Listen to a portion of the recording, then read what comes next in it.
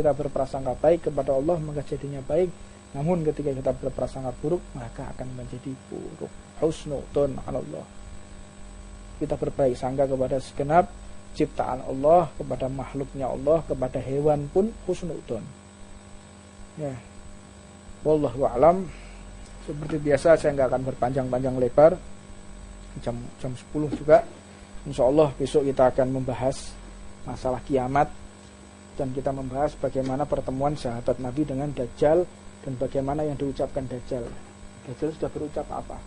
Kalau kita sudah tahu Dajjal itu berucap apa, kalau fenomena sekarang itu bukan berarti apa-apa. Jadi sudah saatnya memang Dajjal itu keluar, sudah saatnya melihat bagaimana tingkah laku manusia, kedoliman di dunia ini. Tanya juga masalah dukhon, ada apa oleh dukhon ini? Dukhon itu rokok loh dukhon. Bingung Tuhan, bingung Tuhan.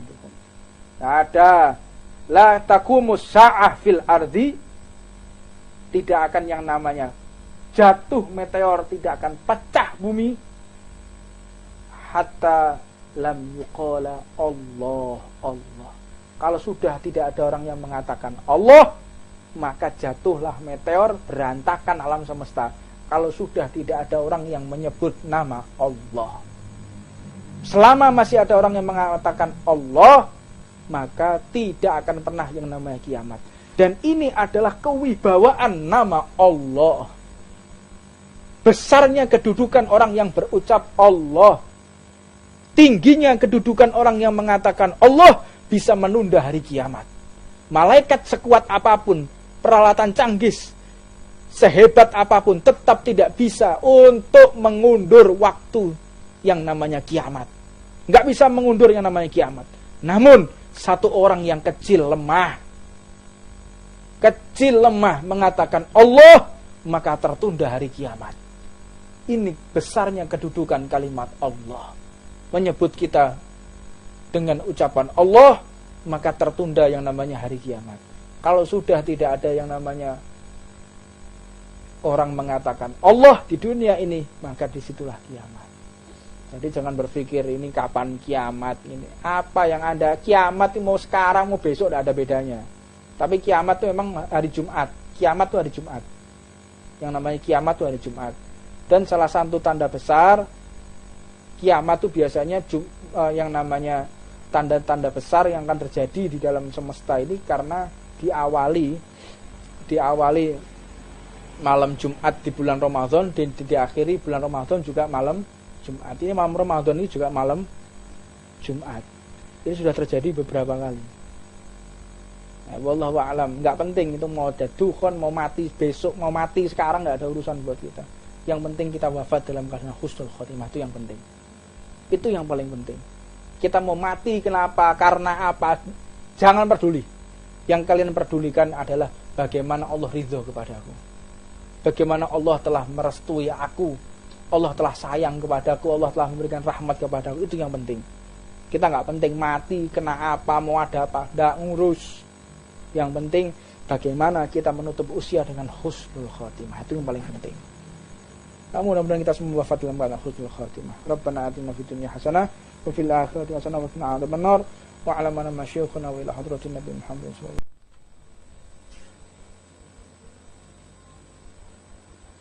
Bismillahirrahmanirrahim. Alhamdulillah rabbil alamin wa bihi nasta'inu ala umuri dunya waddin.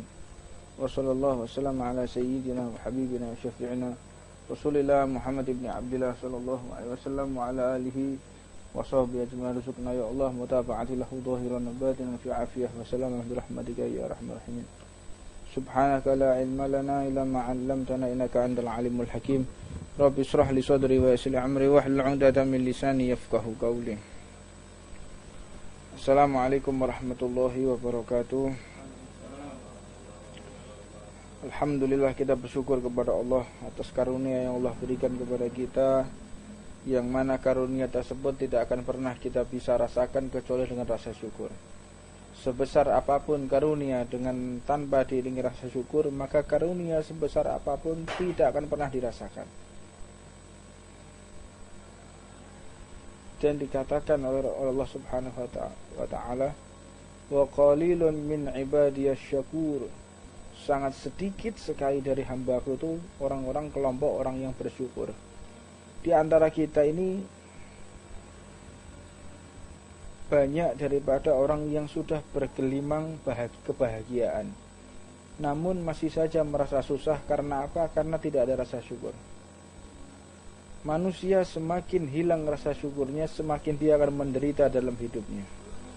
Yang menyebabkan orang itu bahagia bukan karena fasilitas, bukan karena mobil yang mewah, bukan karena memiliki harta yang melimpah, tidak, tapi karena dia bersyukur kepada Allah.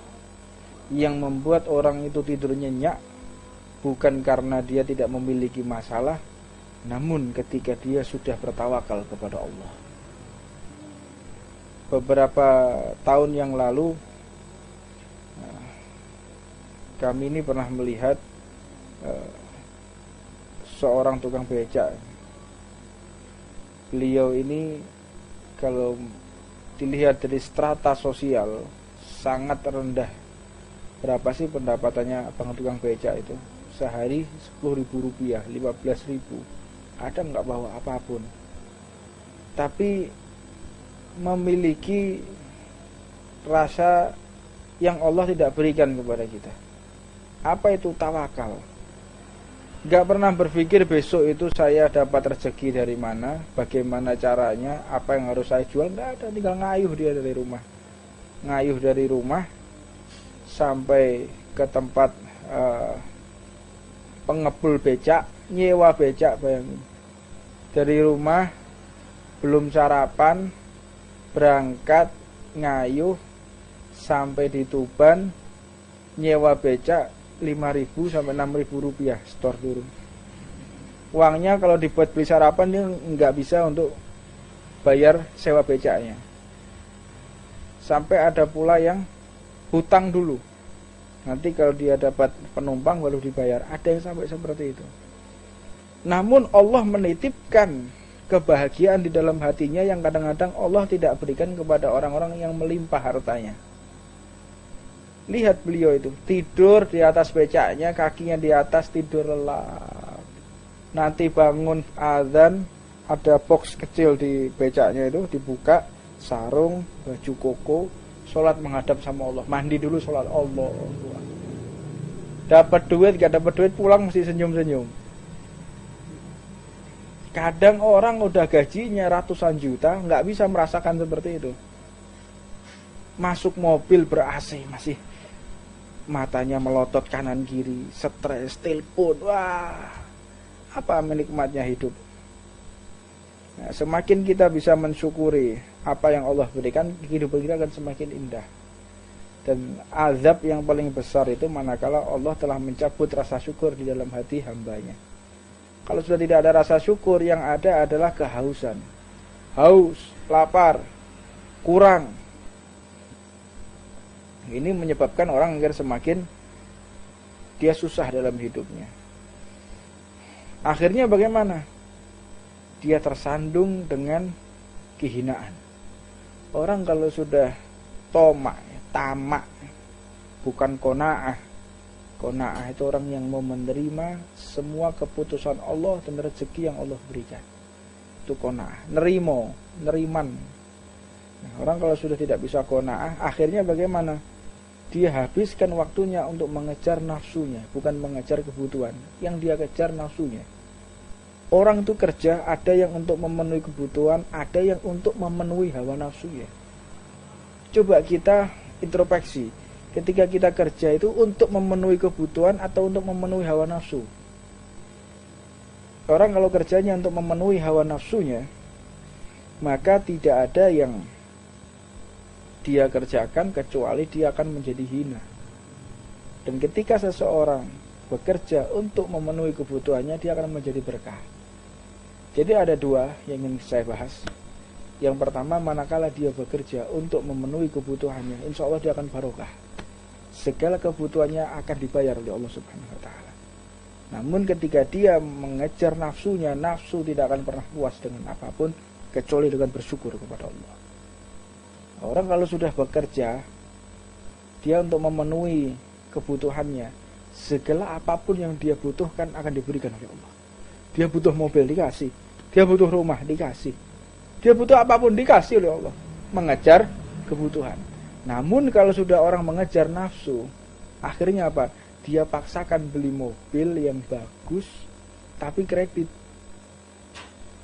Kadang sewa-sewa mobil untuk pamer. Ini repot ini. Orang nggak begitu. Ini mobil saya ini pamer ya. Padahal nyewa. Ada yang mudah-mudahan kayak begitu. Dia memenuhi pekerjaannya itu untuk hawa nafsu. Dia berupaya bekerja tetapi untuk hawa nafsu, untuk pamer, untuk supaya dia tampak mulia di hadapan manusia, supaya dia tampak kaya. Ini untuk memenuhi hawa nafsu. Dia nggak mau, dia grade-nya ingin, strata sosialnya dia ingin tinggi. Jadi mau nggak mau dia bekerja, akhirnya terlibat dengan uang bank. Anda bekerja dengan seperti itu, dengan uang bank, rentenir. Berarti Anda bekerja untuk memenuhi hawa nafsu, bukan Anda bekerja untuk memenuhi kebutuhan. Sekarang bagaimana, Beb? Kita ini bekerja kan harus pakai bank. Lah iya. Pekerjaanmu itu untuk memenuhi hawa nafsu, bukan untuk memenuhi kebutuhan.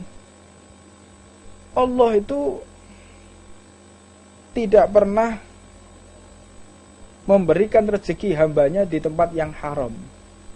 Cuman kadang manusia ini terburu-buru. Dia terburu-buru, terbawa nafsunya, sehingga berpikir kalau saya tidak mengerjakan pekerjaan yang haram, saya nggak bisa memenuhi kebutuhan. Nah itu loh salahnya manusia. Jadi dia kerap sekali orang ini bekerja namun ingin sukses sesuai pemikirannya. Apa yang dimaksud? Yaitu ketika dia bekerja, tujuannya agar dia mendapatkan kedudukan di hadapan manusia dan bisa memuaskan hawa nafsunya. Akhirnya bagaimana? Dia terlibat dengan uang bank. Dia bekerja seadanya bisa kok. Kenapa harus pakai uang bank? Ya nggak bisa nggak bisa cepat.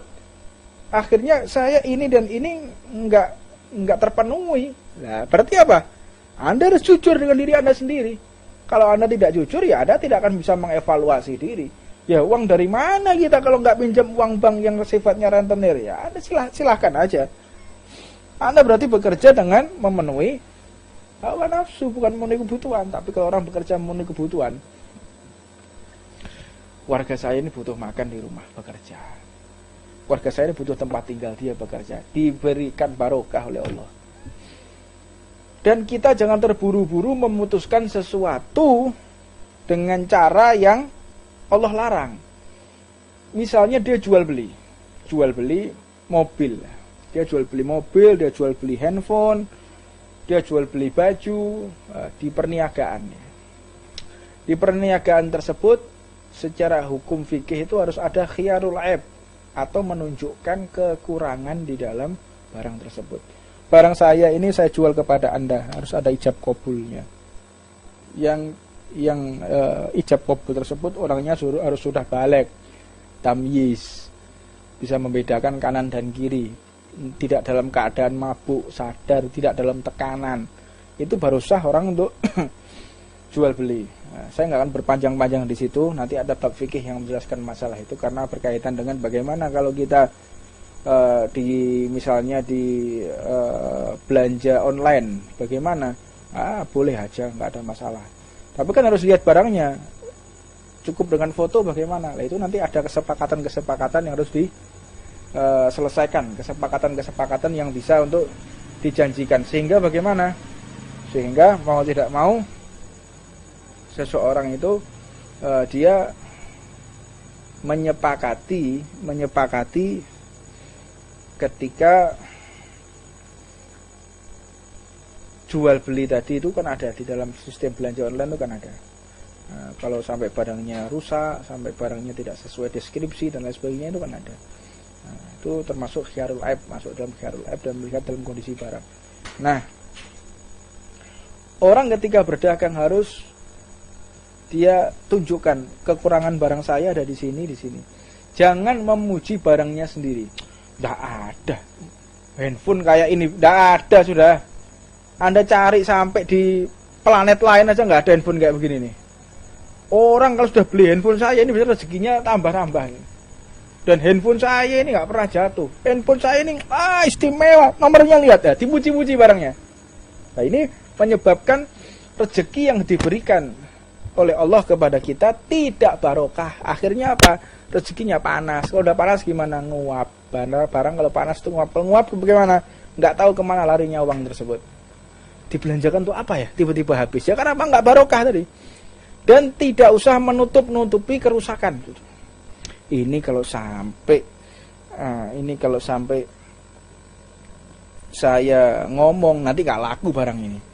Kalau sampai tahu si pembeli ini barangnya harganya sekian, rusaknya sekian, tempatnya di sini kerusakannya, maka orang ini nggak bakal beli. Anda tahu dari mana orang ini nggak bakal beli?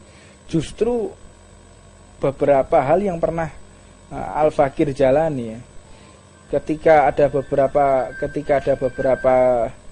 kejadian, jadi ada seseorang itu mau beli barang. Pak, barang saya ini lecet sebelah sini.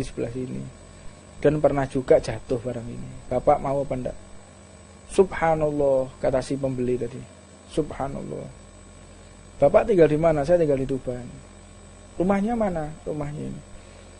Bapak itu pernah jatuh barangnya, pernah jatuh, pernah gini. Ada di sini, jadi saya belinya sekian, Pak. Kekulaannya sekian, saya jual sekian. Bapak kok jujur sekali, loh. Saya bukan Bapak ini orang baik loh. Enggak, ini kewajiban ini saya bilang. Ini kewajiban yang Allah berikan. Barang ini itu saya belinya sekian, cacatnya sebelah sini. Diam. Kok ada orang jual model kayak begini nih? Datang akhirnya si pembeli tadi mengatakan, kenalan sama Al-Fakir dan mengatakan, ini ada uang sekian, saya bayar uang Anda sekian, dan ini saya dikasih uang 10 kali lipat dari barang itu dihadiahkan kepada saya. Tahu rezeki dari mana? Dia tertarik gara-gara apa? Saya menjelaskan apa yang sudah diajarkan oleh Allah melalui lisan Nabi Muhammad. Kadang-kadang santri ini rodok pinter ya. Mulai di rumah sama istrinya atau sama adiknya, "Dek, tawar dulu, Dek, barangku. Jualan di pasar ya, suruh nawar dong." Tawar. Dia kulaannya 15.000, tawaran saya. Tawaran 30.000. Harganya 15.000, tawar 30. Ya Mas, sekarang barangnya saya tawar 30.000. Gak tak kekno. Dia ke pasar. Sampai di pasar tanya, "Mas, boleh ndak ini 25?" Sumpah demi Allah wis ditawar 30.000 gak tak kekno mau. Dia kan ndak bohong memang. Iya toh? Dia kan ndak bohong. Lah tapi Gusti Allah apa dia akal-akali lho. Ndak ada orang kayak begitu tuh, ndak ada. Jadi adik itu koma di kandani sik, Dek, tawar sik 30.000. Sumpah demi Allah tabrak truk sampai ngono bareng, bayangno. Ditawar 30.000 gak, tapi memang ya gak, ya ndak bohong dia. Nah, tapi ini namanya hillah di dalam fikih. Nah, berbohong, dia mencoba untuk membuat strategi untuk melegalkan sesuatu yang ada indikasi di dalam fikih. Tapi kan hukum kan nggak bisa seperti itu. Hukum kan nggak bisa seperti itu. Misalnya begini, ada orang untuk menghindari zakat, ya. Ada orang zakat, dia punya harta 500 juta, 1 miliar, harta 1 miliar, dia punya harta 1 miliar. 1 miliar itu zakatnya berapa? 2,5%. Berarti berapa? 20 juta. Di duit saem zakatnya 25 juta. Apa wajibnya zakat? Mencapai haul. Haul apa? 1 tahun. Yang kedua apa? Mencapai nisab. Yang ketiga apa? Miliknya sendiri, bukan miliknya orang lain.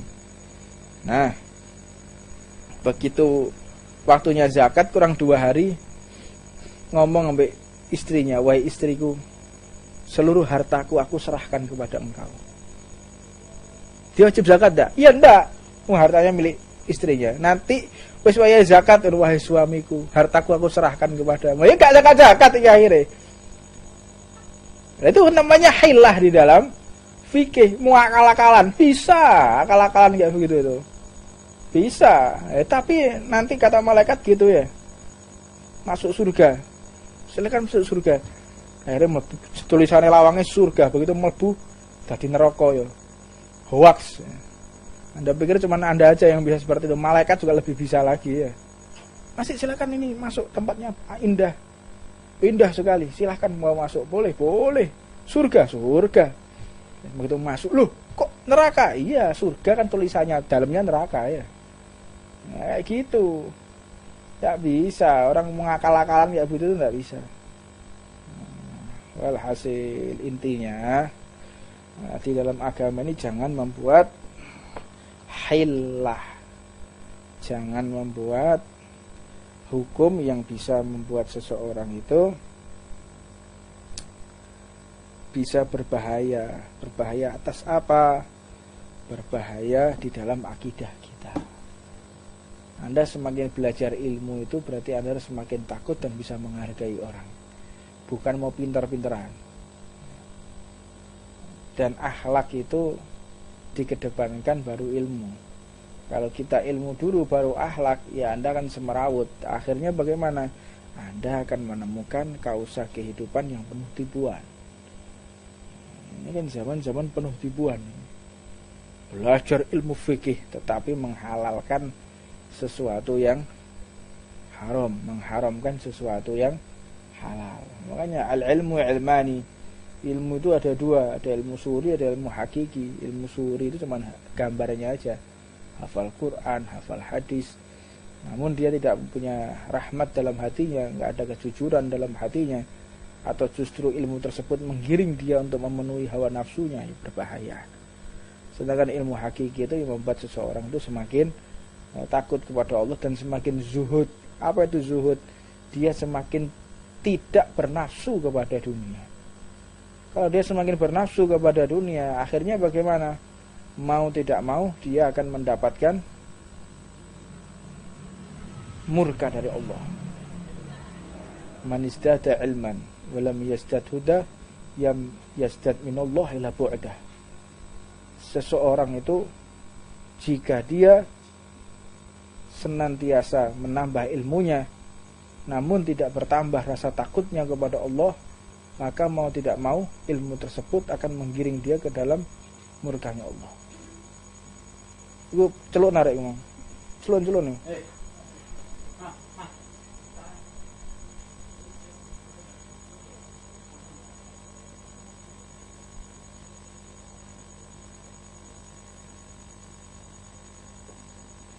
Jadi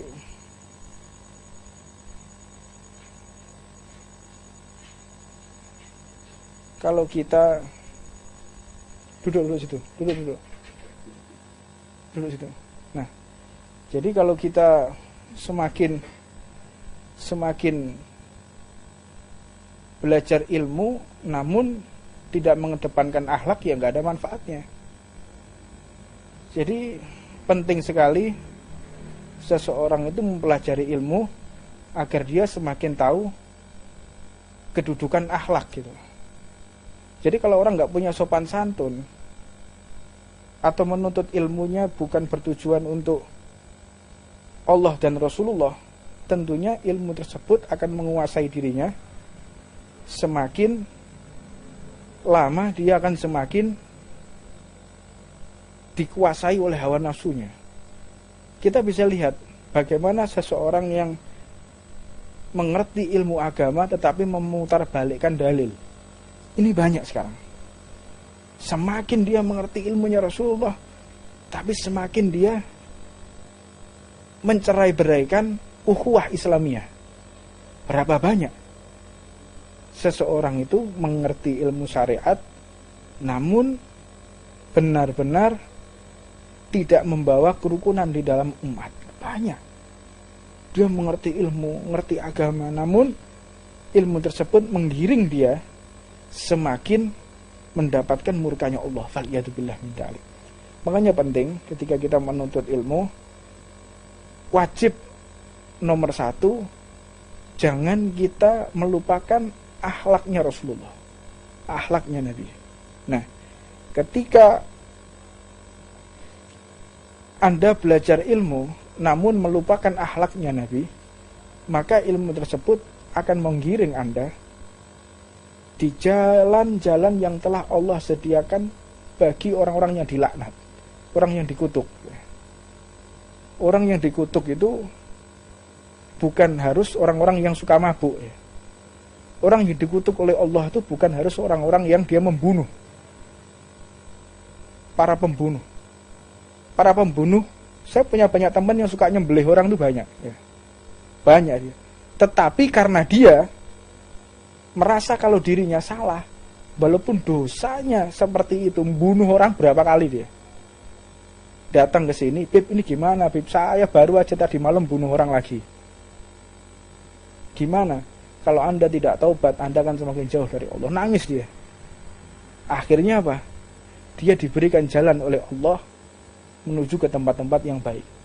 Namun, orang yang tiap hari ibadah, ngajar ngaji, majelis taklim, tetapi tujuannya hanya ingin menggapai dunia, nggak ada manfaatnya.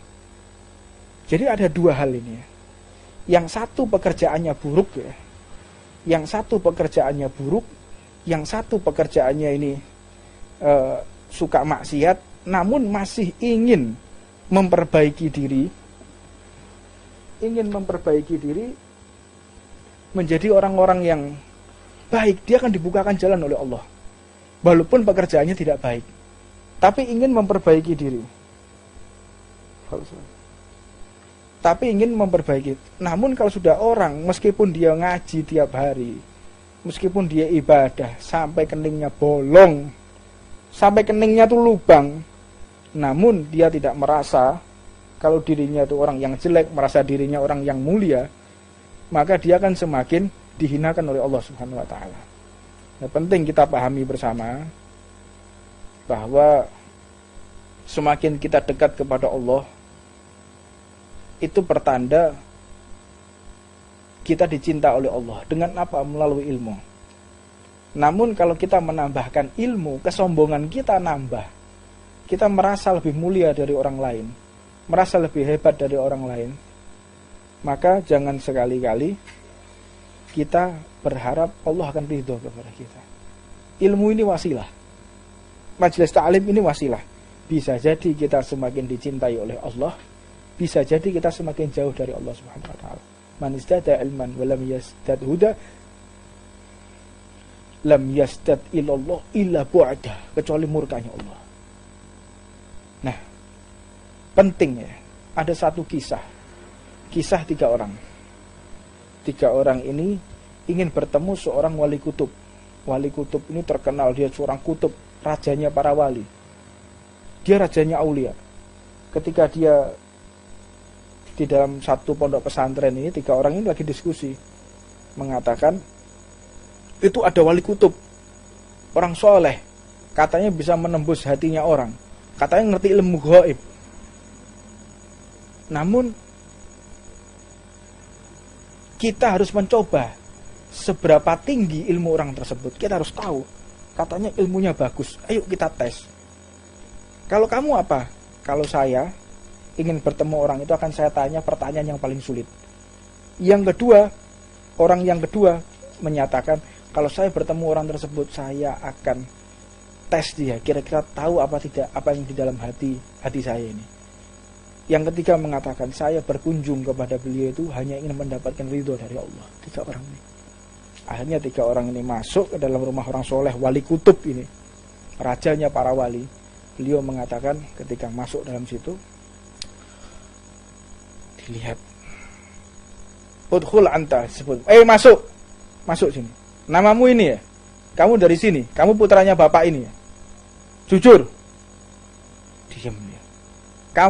Kamu mau ngetes saya, halaman sekian jawabannya di kitab ini, dan kamu anak nomor 3 tadi, nah kamu berhak menggantikan posisi saya di sini. Anda tahu siapa?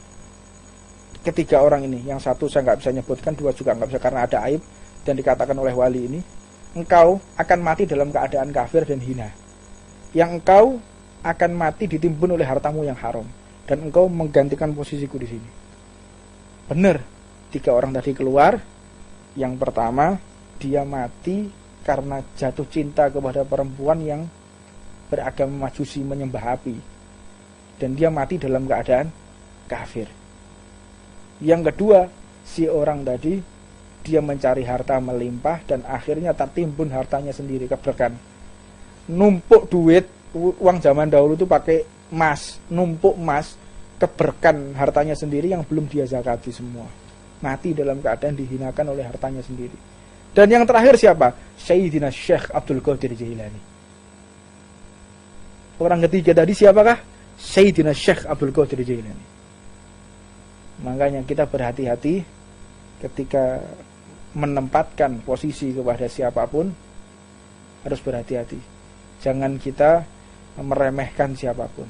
Bisa jadi dia ada seorang wali min auliyaillah. Bisa jadi dia adalah orang-orang yang dipilih oleh Allah. Jadi kita jangan meremehkan. Jangan meremehkan siapapun. Siapapun jangan Anda remehkan. Bisa jadi karenanya kita dicintai oleh Allah, dan karenanya kita diridhai oleh Allah Subhanahu wa taala. Nah, terakhir saya akan sedikit bahas tentang masalah alamatus sa'ah. Ini sekarang kiamat ini. Donya sekarang kiamat ini. Ya. Tinggal detik-detik hari kiamat, alamatus sa'ah. Karena apa? Sahabat sudah bertemu dengan Dajjal. Sahabatnya Nabi Muhammad itu pernah bertemu dengan Dajjal. Ini kabar gembira, juga kabar yang menyeramkan.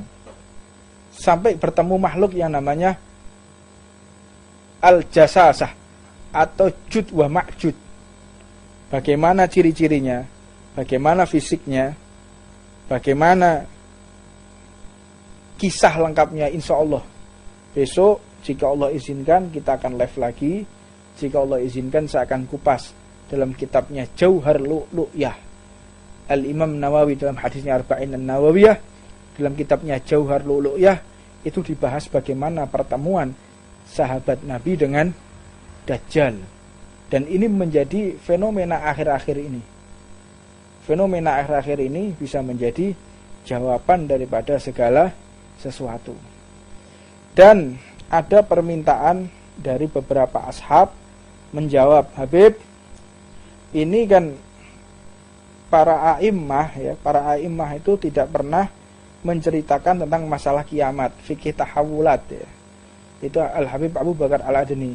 Karena kalau kiamat itu diceritakan akan mematahkan semangat. Orang itu akan jadi ketakutan kalau diceritani masalah kiamat.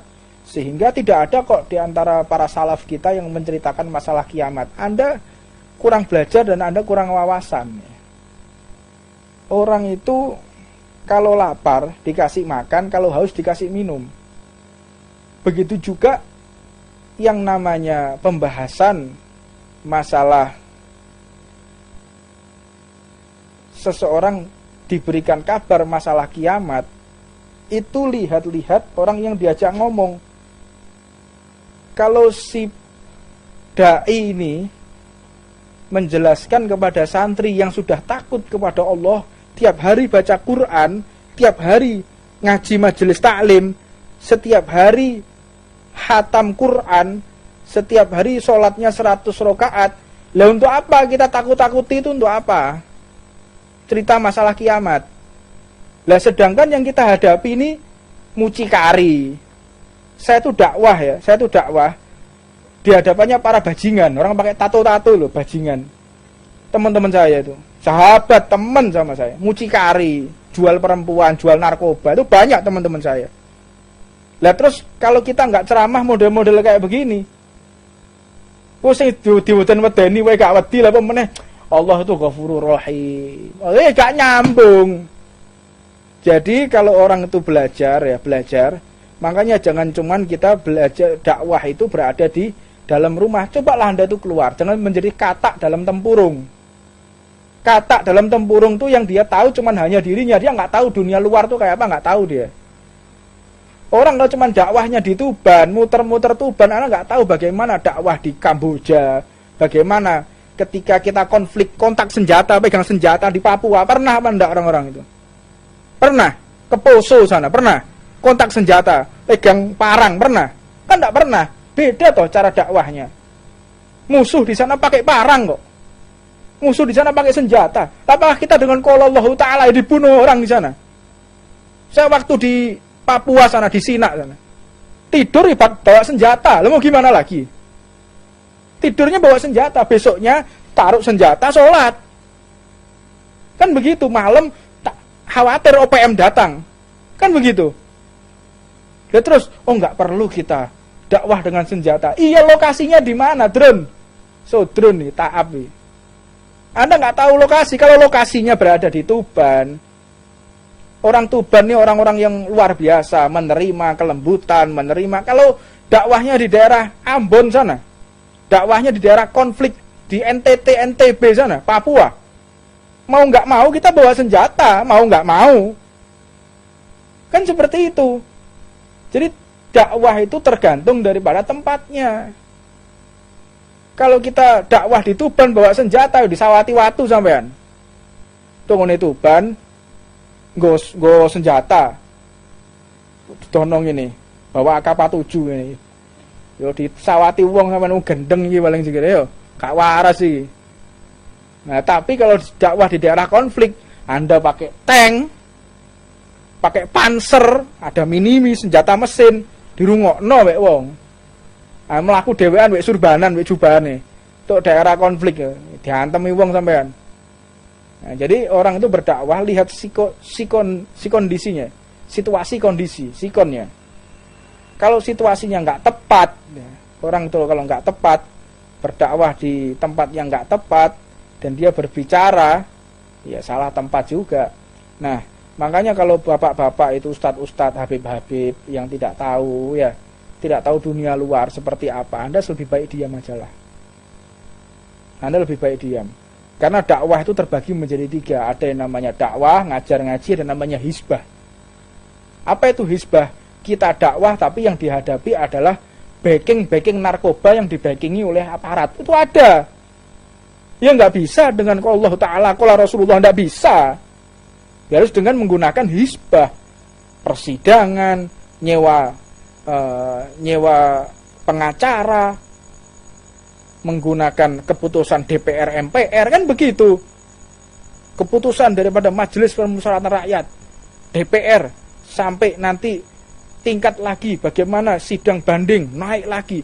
Loh, emang yang dihadapi adalah backing orang-orang yang penjual narkoba yang di backingnya aparat. Itu ada model kayak begitu. Beda lagi caranya. Nggak bisa dengan dakwah, harus dengan hizbah.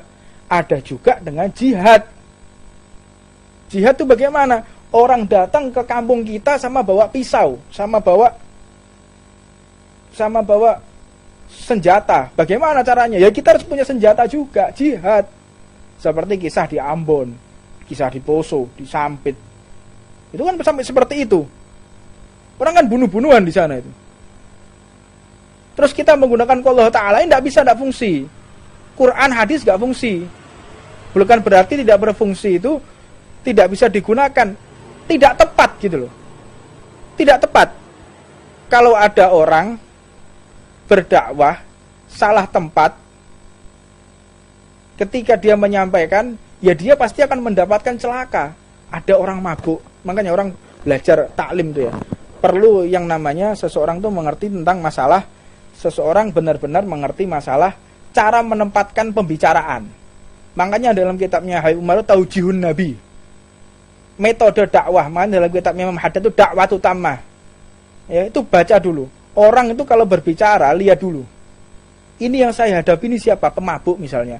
Kalau yang dihadapi pemabuk, Anda jangan berbicara masalah orang mabuk itu bakal disiksa. Jangan. Tersinggung dia. Terus caranya bagaimana? Rayu dia. Anda kenapa mas mabuk? Anda kenapa berbuat seperti ini?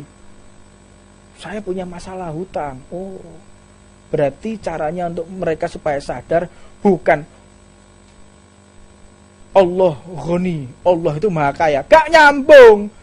Dompetmu tokno, duitmu tokno kekno. Paham? Gitu caranya. Nggak ketemu. Orang lagi bingung bahas, nggak bisa bayar hutang, stres. Anda kasih Al-Quran, Anda kasih hadis. Ya akhirnya mau nggak mau Anda kan bertengkar. Caranya bagaimana? Ada orang kesusahan ekonomi, ya keluarkan dompet kita, keluarkan uang kita. Ini Pak, ini Mas, Anda kayaknya nggak punya masalah ini. Cari gara-gara. Anda punya masalah di luar, cari gara-gara. Iya Pak, saya punya masalah. Apa masalahmu? Saya masalah seperti ini. Iki lho duit. Selesai masalahmu. Mari. Tapi lah anak untuk punya masalah, makanya sampean ku tobat. Lah itu tambah diantemi wong sampean.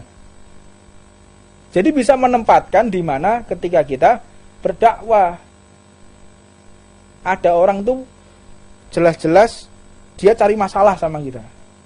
Jangan cari masalah. Caranya bagaimana? Panggil. Ada cari masalah sama kita. Apa salah kita? Atau engkau mencuri perhatian supaya kita melihat engkau, tujuannya untuk apa? Kayak misal ada orang lewat cari perkara sama kita. Dia kan cari perkara sama kita. Itu jangan kita langsung respon, "Oh, enggak perlu cari." Ini orang ingin ketemu sama kita, ingin kenal sama kita, tapi caranya salah gitu. Caranya salah. Jadi kita juga harus panggil biar tidak mengusik hati. Ini orang ini pengen deket sama kita aslinya.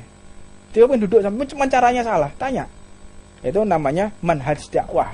Jadi cara dakwah itu berbeda-beda ya. Ada orang tuh dakwah menggunakan gitar. Dakwah ini gitar. Ya. Ada juga orang dakwah menggunakan orkes, Romai Rama. Jadi konsumsinya orang itu berbeda-beda.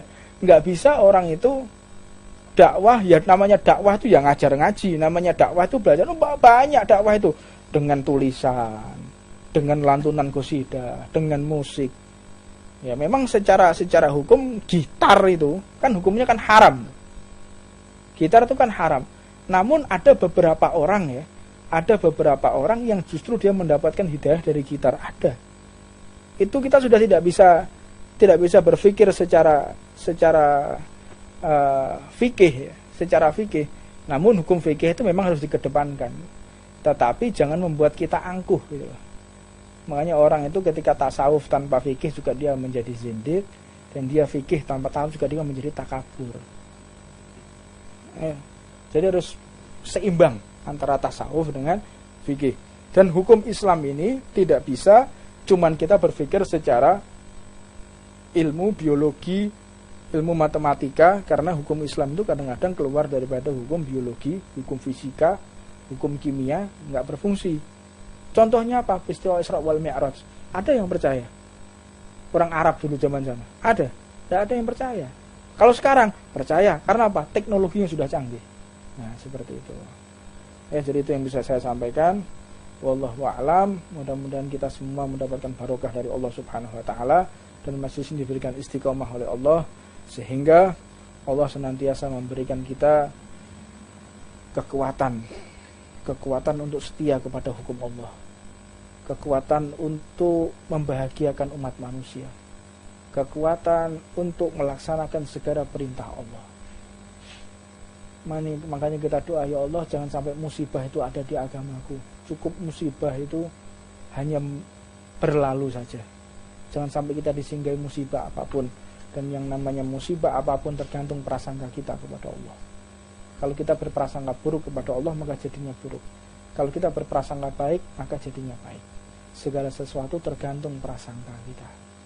Semakin kita berprasangka baik kepada Allah, maka jadinya baik.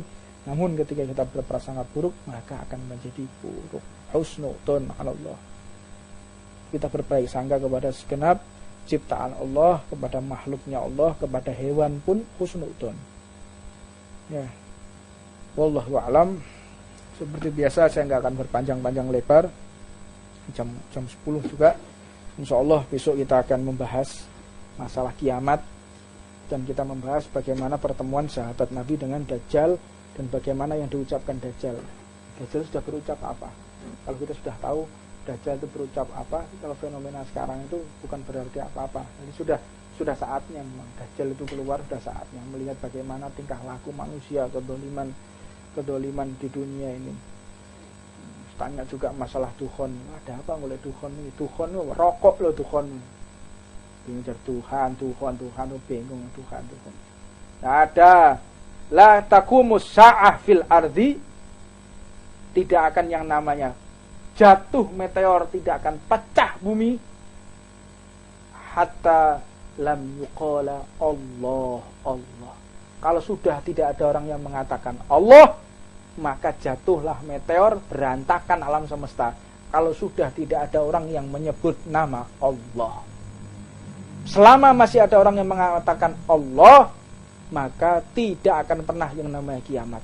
Dan ini adalah kewibawaan nama Allah. Besarnya kedudukan orang yang berucap Allah. Tingginya kedudukan orang yang mengatakan Allah bisa menunda hari kiamat. Malaikat sekuat apapun, peralatan canggih sehebat apapun, tetap tidak bisa untuk mengundur waktu yang namanya kiamat. Nggak bisa mengundur yang namanya kiamat. Namun satu orang yang kecil lemah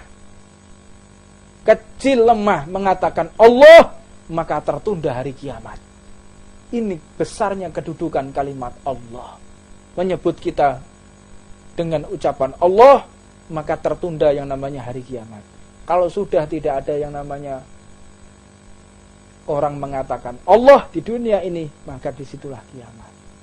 Jadi jangan berpikir ini kapan kiamat ini. Apa yang ada kiamat mau sekarang mau besok tidak ada bedanya. Tapi kiamat itu memang hari Jumat. Kiamat itu hari Jumat. Yang namanya kiamat itu hari Jumat. Dan salah satu tanda besar kiamat itu biasanya yang namanya tanda-tanda besar yang akan terjadi di dalam semesta ini karena diawali malam Jumat di bulan Ramadan dan diakhiri bulan Ramadan juga malam Jumat. Ini malam Ramadan ini juga malam Jumat. Ini sudah terjadi beberapa kali. Wallahu a'lam. Enggak penting itu mau dadukhon, mau mati besok, mau mati sekarang, enggak ada urusan buat kita.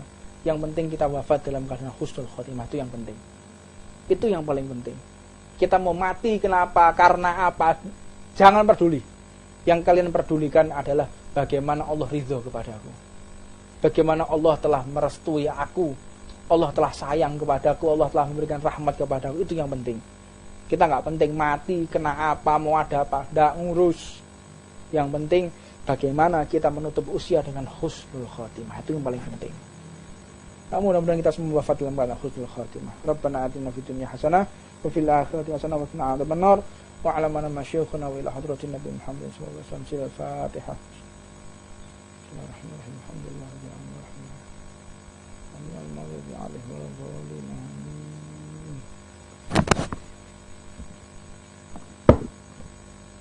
Bawa aja gitarnya, bawa aja. Ki sholat gua apa ya?